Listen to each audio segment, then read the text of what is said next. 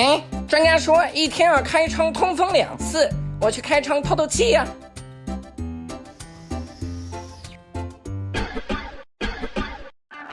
天哪，楼上有疫情，我是先关窗还是先戴口罩？哎呀呀呀，怎么办？怎么办？怎么办？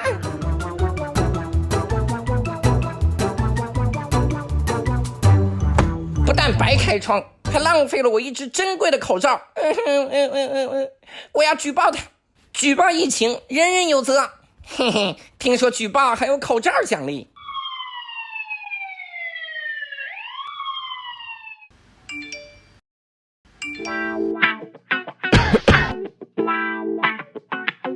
哎，